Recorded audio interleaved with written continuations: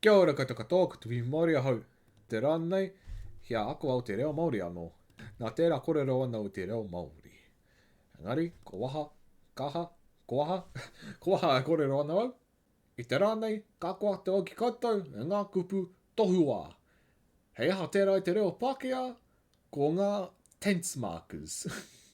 Ko ngā kupu hei whakamārama, te wāmahi tētai mea i te rerenga kōrero. I te haka ko nei, ka whakamārama koutou wēnei tohu wā. Ka, kei te, e ana i kua. Ka pai? Nā tērā, kia tīmata tātou. Ka hore o te ia tuhia ngā subtitles anō. Nā tērā, ka haka Pākehā taku reo. Ae, tahi, rua, toru. Okay, I'm back to speaking English. Because I don't want to fucking subtitle all this shit.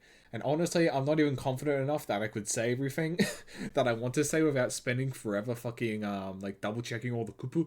Because, like, I fucking stress out sometimes when I'm, like, recording stuff in Māori because I'm like, shit, is that actually how you're meant to use that word? So anyways, let's get this underway, eh? Radio tuatai. First up, we've got ka. Ka. It's pretty simple. Now this one, I want to start with this one because everyone fucking confuses it sometimes. Like, you'll normally see a lot of people, they say it's a future marker, which is wrong. I'm sorry, but you're wrong. Ka doesn't actually have a time related to it. Ka can mean any time. Ka takes on the time that you give it. And yeah, we usually use it in the future tense, but it does not inherently make it a future tense sentence if you say ka. But of course, if you don't add any other words to say it's a different time, then yeah, it will probably be at least understood as a future tense. But anyways, how do you use ka? Well, you just start the sentence with ka. That's how most of these work. You just start the sentence with it. Now then, for an example, we'll go with the dog will eat. We'll keep it simple. Ka kai te kuri.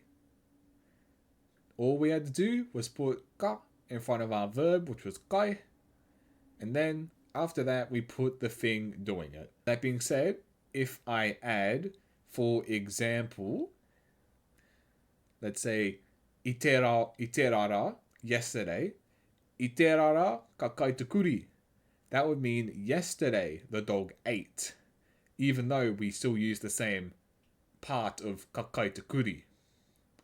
So yeah. Just make sure you don't forget that. Righto. Next up, we got kaite. This one, there's a couple uses, but for today's video, we're going to keep it simple and only talk about it in reference to verbs. Kaite is like your equivalent of like present tense, ing. You see it a lot, like when people like say kaite pai, I'm good, or it's goods, you know. All you got to do is add kaite in front of your verb, and then boom, you got your sentence again. Like before, kai te kuri. The dog is eating.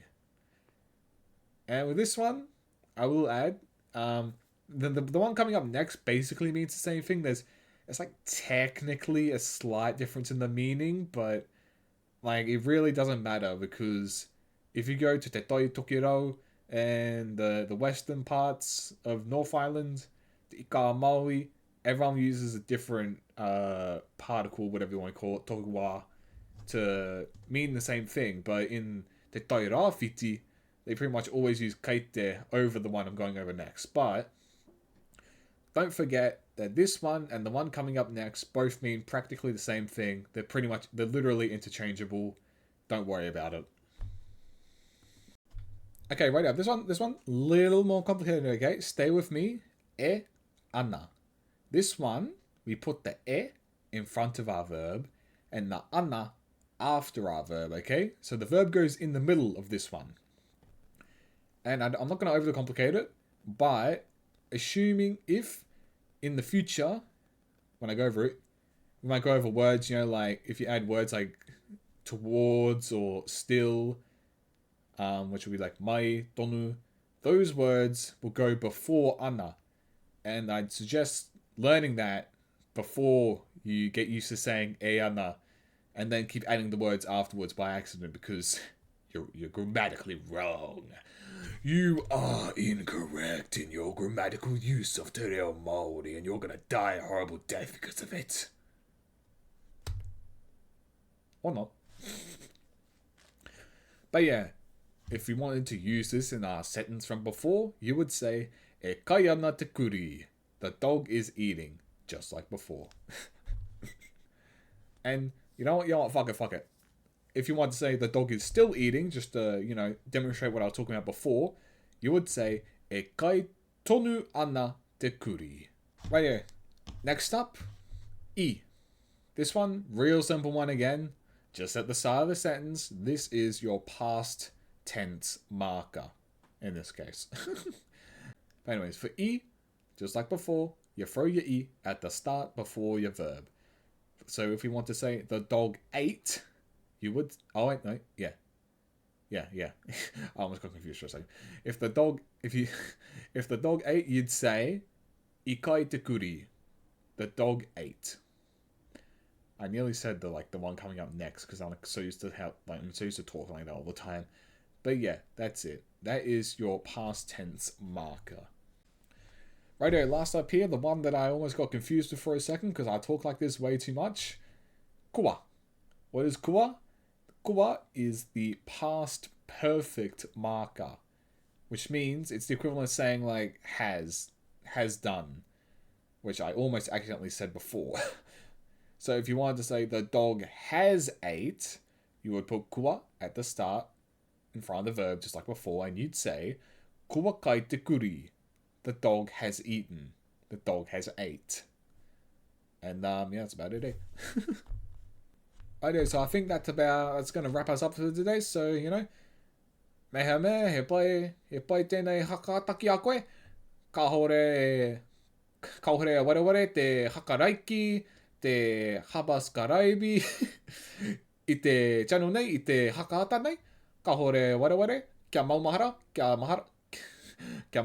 mahara, maumahara. Ia te kupu. Maumahara, ano hoki. Aheha. Ko wareware o. Manatu. Kia maumahara, kia manatu. Kauwae wareware. Like, subscribe and all that stuff. And yeah. Hia haka... koko. Hia hangai a wētai hakaata o te reo Māori tonu wau. Nā tērā, ka kita no te whānau, ka upload au I wētai video I te reo Māori, I te wiki nei, I te rā nei, kau. He rā hau nei. Nā tērā, te rā nei. Te wiki nei, te marama nei, te tau nei. Ai. Ka hangai a wētai hakaata I te reo Māori au. Ka pai. Ka kite. Hia mo iau.